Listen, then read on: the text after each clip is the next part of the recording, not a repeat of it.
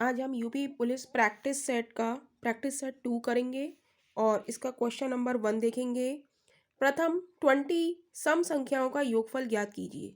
तो प्रथम सम संख्याओं का योगफल ज्ञात करने का हमारा फॉर्मूला लिखेंगे हम।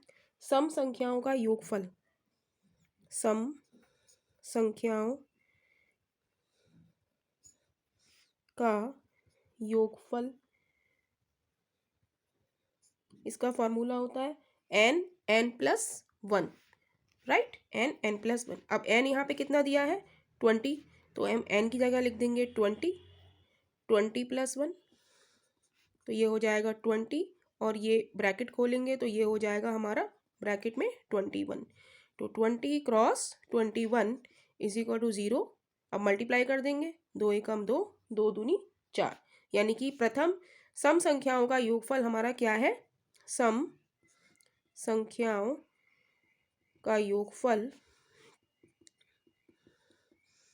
हमारा आ गया 420। तो हम बस ये फॉर्मूला हमें याद कर लेना है कि सम संख्याओं का योगफल हमारा क्या होता है, n+1। नेक्स्ट क्वेश्चन है हमारा, टीवी सेट पर 12% की छूट है, अंकित मूल्य 6500 रुपये है, तो टीवी सेट का विक्रय मूल्य कितना होगा। तो अंकित मूल्य हमारा क्या होता है 100%, तो 100% की वैल्यू हमें दी है 6500 और पूछ रहा है कि टीवी सेट पर 12% की छूट है, यानी कि 100 में से हम 12 घटाएंगे तो क्या आएगा 88।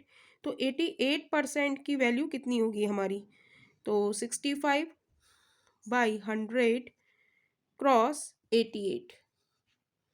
तो 0 से 0 गया, एक 0 से दूसरा 0 गया। अब इसको हम मल्टीप्लाई कर लें 65 क्रॉस 88 को, तो 88 को 65 से मल्टीप्लाई करते हैं, 5 अट्ठे 40, 5 अट्ठे 40 और 4 44, 6 अट्ठे 48, 48 और 4 52, तो 0, 8 और 4 12, 7 और 5, तो ये हमारा आंसर आ गया 5720। तो उसका विक्रय मूल्य हमारा कितना होगा 5720 रुपीज़। नेक्स्ट क्वेश्चन है हमारा औसत का, प्रथम 99 सम संख्याओं का औसत ज्ञात कीजिए। तो इस तरीके के क्वेश्चन को हम ट्रिक से देखेंगे और इस क्वेश्चन को देखते ही आप ऑप्शन से सॉल्व कर देंगे। तो बस हमें याद क्या रखना है कि अगर आए प्रथम n सम संख्याएं, n की जगह कुछ भी हो सकता है, यहाँ 99 दिया है, कुछ भी हो सकता है, औसत ज्ञात करना है तो हमें क्या करना है, उस संख्या में एक ऐड कर देना है। जैसे n संख्याओं का हमसे पूछा है तो हम क्या कर देंगे n+1 कर देंगे। अब जैसे यहाँ पे 99 दिया है तो हम 99 में क्या करेंगे +1 कर देंगे, तो क्या हो जाएगा 100, यानी कि प्रथम 99 सम संख्याओं का औसत हमारा क्या हो जाएगा 100। तो बस हमें ये ट्रिक याद करनी है कि प्रथम अगर हमसे पूछे प्रथम n सम संख्याओं का औसत ज्ञात कीजिए, तो हम वहाँ पे क्या कर देंगे, n की जगह हम क्या कर देंगे n+1, और n की जगह कोई हमें डिजिट दी है 99 दी है, तो 99 में हम +1 ऐड कर देंगे, तो आंसर हमारा क्या हो जाएगा 100, यानी कि option B is right. Next question हम लोग करेंगे, एक दुकानदार 8 नींबू 5 रुपए में खरीद कर 6 रुपए में 5 नींबू बेचता है, उसे कितने का लाभ या हानि हुई। तो इस तरीके के क्वेश्चन को हम समझेंगे पहले एक एग्जाम्पल से। जैसे हमने 10 रुपए में चिप्स के पैकेट हमने खरीदे 2, तो एक पैकेट की वैल्यू कितनी होगी, एक पैकेट हमारा कितने का होगा 5 रुपए का, और वो कैसे आया कि हमने रुपए को किससे भाग दे दिया 2 से, कितने पैकेट थे 2, तो 2 से भाग दे दिया, 2 पंजे 10, यानी कि 5 रुपए का। तो यानी कि रुपए हमारे ऊपर आएंगे और चीज़ हमारी नीचे आएगी। ये हमारा कॉन्सेप्ट है इस क्वेश्चन को करने का। जैसे 8 नींबू उसने 5 रुपए में खरीदे, तो रुपए हमारे कहाँ आएंगे, ऊपर आएंगे। तो रुपए हमारे 5 रुपए में खरीदे कितने नींबू, 8 नींबू, और 6 रुपए में उसने 5 नींबू बेच दिए, तो 6 रुपए हमारे ऊपर आएंगे और 5 नींबू हमारे नीचे आएंगे। अब हम क्या करेंगे, इन दोनों का हम एलसीएम ले लेंगे। 8 और 5 का एलसीएम क्या हो जाएगा 40, 40 से हम मल्टीप्लाई कर देंगे इधर और इधर, राइट। 8 पंजे 40, 5 अट्ठे 40, तो इन दोनों का मल्टीप्लाई करेंगे, ये हो जाएगा 25 और ये हो जाएगा हमारा 48। तो 25 रुपए में उसने खरीद कर 48 रुपए में बेचे, तो हमें क्या हुआ प्रॉफिट हुआ। प्रॉफिट हुआ कितने का 45 में से 25 घटाएंगे तो हमारा कितना आएगा 23। तो 23 का हमें प्रॉफिट हुआ कितने पे 25 पे, और 100 से हम मल्टीप्लाई कर देंगे, 25 चौका 100, तो और 23 की हम 4 से मल्टीप्लाई कर देंगे तो हमारा आंसर आ जाएगा 4 तियाँ 12, 4 दूनी 8 और 1 9, यानी कि हमें 92 रुपीज़ का प्रॉफिट हुआ। तो प्रॉफिट कितने का हुआ हमें 92 रुपीज़ का प्रॉफिट,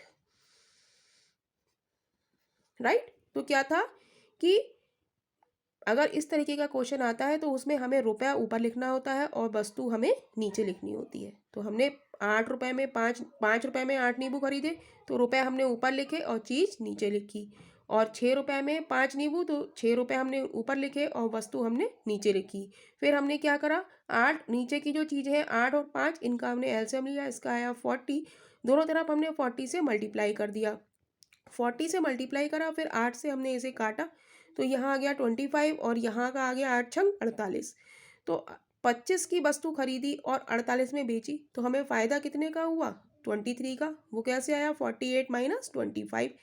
तो इसको हमने करा कि 23 का फ़ायदा हुआ हमें कितने पे होता है 25 पे हुआ, तो हम और 100 से हमने मल्टीप्लाई कर दिया, 25 से काटा, 25 चौका 100, 4 को 23 से मल्टीप्लाई कर दिया तो क्या आ गया 92 रुपीज़ का हमें प्रॉफिट हुआ या लाभ हुआ।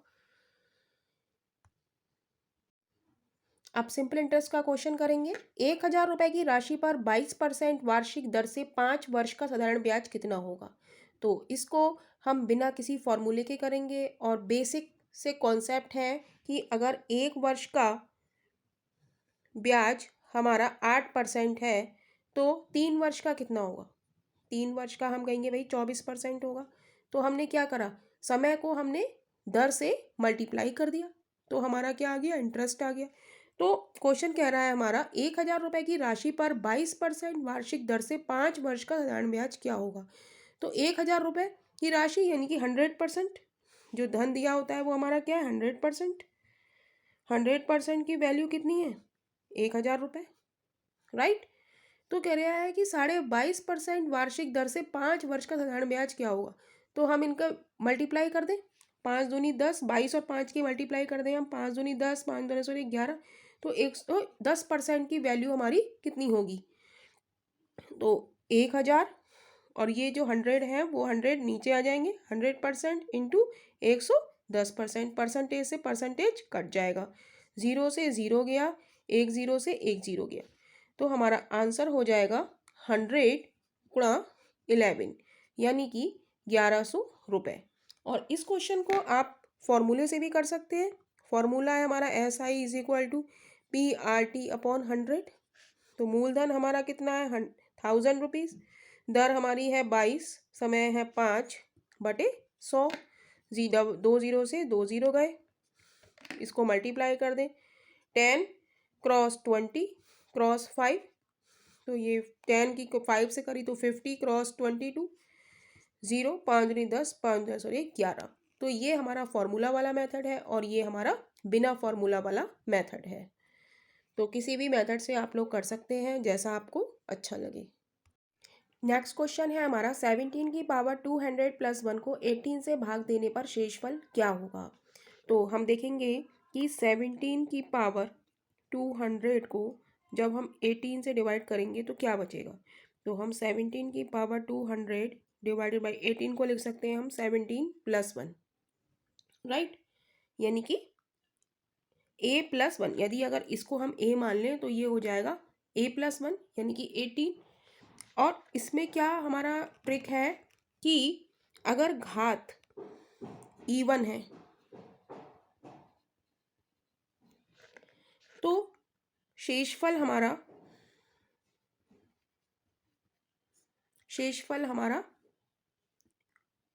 1 होगा, और घात अगर ऑड है तो शेषफल हमारा 17 होगा। तो यहाँ पर 17 की पावर 200 को 18 से भाग देने पर, क्योंकि यहाँ पे घात हमारी सम है इसलिए आंसर हमारा शेषफल 1 होगा। नेक्स्ट क्वेश्चन है हमारा, यदि 45 आदमी 300 किलोग्राम चावल 12 दिन में खाते हैं तो 24 आदमी 80 किलोग्राम चावल को कितने दिन में खाएंगे। तो इसका फॉर्मूला होता है M1D1/W1 is equal to M2D2/W2। तो मैन हमारे कितने हैं 45 और डी हमारा क्या है डेज, डेज कितने हैं 12 और W1 वेट हमारा कितना है 300 kg और इधर M2 कितने हैं 24, D2 हमसे पूछा है और W2 हमारा है 80। अब इसको हम सॉल्व कर लेंगे। 0 से 0 गया, 5 छंग 30, 5 नेम 45, ठीक है, और कुछ कट रहा है 2 तियाँ 6, 2 चौक 8, 3 तियाँ 9 और 4 छिंग 24, 3 दूनी 6 और 2 से काटा 2 छंग 12। तो D2 हमारा क्या आ गया 6 डेज, 6 दिन में। तो जो 24 आदमी हैं वो हमारे 80 किलोग्राम चावल 6 दिन में खा लेंगे। तो हमें इस तरीके के क्वेश्चन में हमें ये फॉर्मूला हमें याद रखना होगा, M1D1/W1 M2D2/W2। यहाँ M मैन है, D दिन है और W हमारा वेट है। तो ये हम इस तरीके से सॉल्व कर लेंगे और हमारा आंसर आ जाएगा। नेक्स्ट क्वेश्चन है हमारा 2n + 2n-1/2n + 2n का मान है। तो इसमें हम लिखेंगे 2n + 2n और इसे हम लिख सकते हैं 2n-1 ऐसे करके हम लिख लें अपॉन 2n और 2n - 2n, राइट, हमने ऐसे करके लिख लिया। अब इसमें से हम 2n कॉमन ले लें दोनों में से ऊपर, तो क्या बचेगा 1 + 2n - अपॉन 2n नीचे से कॉमन लिया तो बचा 2n - 1। 2n से 2n कट जाएगा तो बचेगा हमारे 1 + 2n को 2n को हम लिख सकते हैं 1/2, राइट, और 2n क्या होता है 1, 2n इज 2 - 1। तो हमारा क्या बचा, इसका हम एलसीएम ले लें 1 + 1/2 अपॉन 2 - 1 क्या बचा हमारा 1 बचा। तो इसे हम लिख सकते हैं 1 + 1/2 अपॉन 1 का 1 ही है, अपॉन 1 का कोई वो नहीं है। तो ऊपर हम एलसीएम ले लें, 2 एलसीएम आ गया।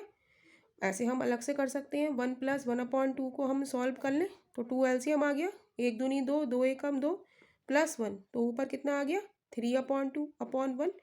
तो इसका आंसर हो जाएगा हमारा 3/2, यानी कि इसका आंसर हमारा क्या हो जाएगा 3/2। तो यही हमारा इस क्वेश्चन का आंसर है। नेक्स्ट क्वेश्चन है हमारा, ए और बी की औसत आय 200 है, सी और डी की औसत आय 250 है, तो ए, बी, सी, डी की औसत आय कितनी होगी। तो हम जानते हैं ए + बी की औसत आयु दी है तो a + b/2 = 200, यानी कि इसे हम लिख सकते हैं a + b = 2 × 200, यानी कि a + b हमारी आ गई 400, 2 दूनी 4 और 0 0।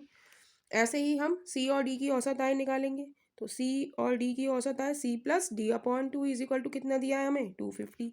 तो c + d = हो गया 2 × 250, तो ये हो गया 0 और 50, 25 दूनी 50। तो c + d की वैल्यू आ गई हमारी 500 और a + b की वैल्यू आ गई हमारी 400। अगर ए बी सी डी की औसत आय कितनी होगी, तो a + b + c + d की औसत आय होगी हमारी 4/4 कर देंगे क्योंकि 4 की है। फिर हम 400 + 500 को हम ऐड कर लेंगे और इसका भी /4 कर देंगे, तो ये हो जाएगा 900/4। तो ये हो जाएगा हमारा 4 से काटेंगे 4 कम 4, 4 दूनी 8, 4 पंजे 20, नहीं 4, 4 दूनी 8, 1 बचा, 4 दूनी 8, 4 पंजे 20, यानी कि 225, यानी कि A + D A B C D का औसत हमारा कितना आ गया 225, राइट। तो यही इस क्वेश्चन का आंसर है। नेक्स्ट क्वेश्चन है हमारा, समलंब चतुर्भुज की समांतर भुजाएं 12 सेंटीमीटर तथा 8 सेंटीमीटर है तथा दोनों के बीच की लंब दूरी 4 सेंटीमीटर है, तो इसका क्षेत्रफल ज्ञात कीजिए। तो इस क्वेश्चन के लिए हमें समलंब इसका क्षेत्रफल हमें ज्ञात करना होगा। तो समलंब चतुर्भुज का क्षेत्रफल, समलंब चतुर्भुज का क्षेत्रफल बराबर कितना होता है, 1/2 क्रॉस समांतर भुजाओं का योग क्रॉस लंब ऊंचाई।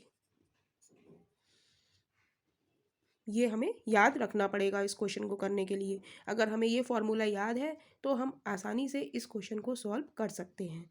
1/2 समांतर भुजाओं का योग क्या हो गया, 12 + 8, और लंब ऊंचाई इसकी लंब दूरी हमारी कितनी दी है, 4 सेंटीमीटर। तो इसको हम कट कर लें, 2 दूनी 4, 12 और 8 20 क्रॉस 2 यानी कि 40 वर्ग सेंटीमीटर है, तो सेंटीमीटर। तो यही इस क्वेश्चन का आंसर है। तो बस इस तरीके के क्वेश्चन में हमें बस ये फॉर्मूला याद रखना है। समान चतुर्भुज का क्षेत्रफल क्या है, 1/2 समांतर भुजाओं का योग गुणा ऊंचाई, लंब ऊंचाई।